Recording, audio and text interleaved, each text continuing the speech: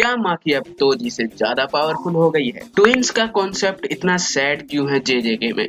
माकी ने अपने पूरे क्लैन को मार दिया, क्या अब वो विलन है? और ओजी जेनन इतना कमजोर कैसे निकला? इन जैसे कई सवालों के जवाब तुम्हें इस वीडियो में मिलने वाले हैं, तो इस वीडियो को पूरा देखना क्योंकि ये बहुत अच्छा होने वाला है।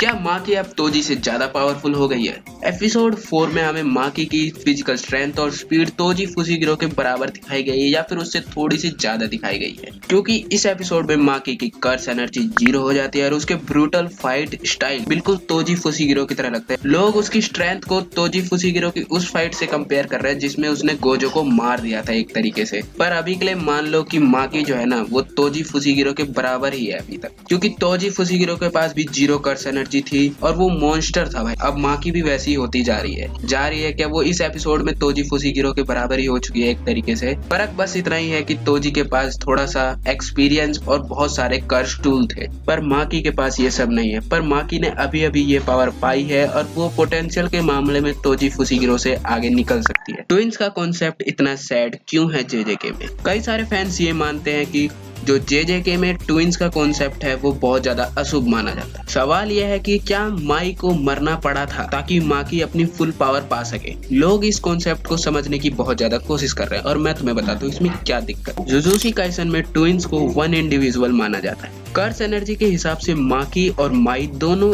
एक ही बॉडी थी। जब तक माई जिंदा थी तब तक माकी अपनी पूरी पावर नहीं पा सकती थी, क्योंकि माई के पास माकी से ज्यादा कर्स एनर्जी थी। और जब माई मरने लगते हैं ना तो वो सारी कर्स एनर्जी अपने साथ ले जाती है, जिसके बाद माकी के पास 0 कर्स एनर्जी रह जाती है, जिसके बाद माकी की फिजिकल बॉडी बिल्कुल क्लीन हो जाती है और बहुत ज्यादा पावरफुल बन जाती है। इसलिए एक की मौत दूसरी के लिए ताकत बन जाती है। माकी ने पूरे क्लैन को क्यों मारा? क्या अब वो एक विलन है? कुछ फैंस अब शौक में है कि माकी ने अब सिर्फ बुरे लोगों को ही नहीं बल्कि अपने पूरे क्लैन को मार दिया। तो मैं बताता हूँ, नहीं, माकी अभी कोई विलन नहीं बनी है। लोग पूछ रहे हैं कि माकी अब एंटी हीरो बन गई है या फिर उसका गुस्सा जायज था, पर वो एक एंटी हीरो जरूर बन चुकी है। जेनन क्लैन जो था ना वो बरसों से माकी और माकी की बहन माई पर अत्याचार कर रहा था, और जब माई मरने लगती है तो उसकी एक आखिरी विश रहती है कि पूरे जेनन क्लैन को खत्म कर दो। माकी ने वही किया जो उसके परिवार ने उसके साथ किया था। उसने सिर्फ उन लोगों को मारा जो उसके रास्ते में आए या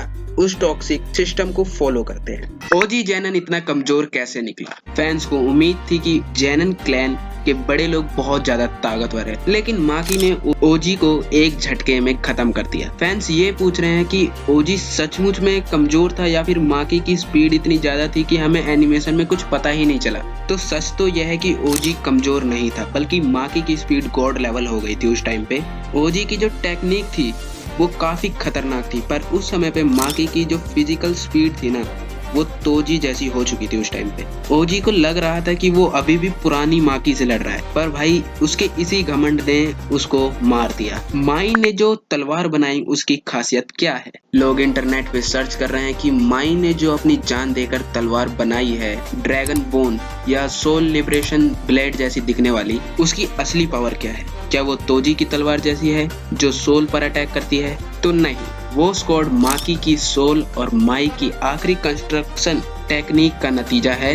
इसे सोल लिबरेशन ब्लेड कहा जाता है। इससे किसी भी चीज को काटा जा सकता है क्योंकि ये फिजिकल बॉडी की जगह सोल पे अटैक करती है, और इस तलवार से लड़ना किसी भी सोर्सरर के लिए नामुमकिन जैसा है। नाओया जेनिन का क्या होगा? जो लोग मांगा नहीं पढ़ते हैं वो इस एपिसोड के बाद नाओया माकी की कजन को लेकर बहुत परेशान है। सब लोग पूछ रहे हैं कि क्या अगले एपिसोड में माकी और नाओया की टक्कर होगी? नाओया को लगता है कि वो सबसे फास्ट है और माकी उसके सामने कुछ नहीं है, लेकिन अगले एपिसोड में हम शायद देखेंगे कि नाओया की सुपीरियरिटी कॉम्प्लेक्स का क्या होता है। बिना स्पॉइलर के कहूँ तो माकी और नाओया की फाइट इस सीजन की सबसे बड़ी हाईलाइट वाली फाइट होने वाली है। मापा का एनिमेशन स्टाइल चेंज क्यों लग रहा है?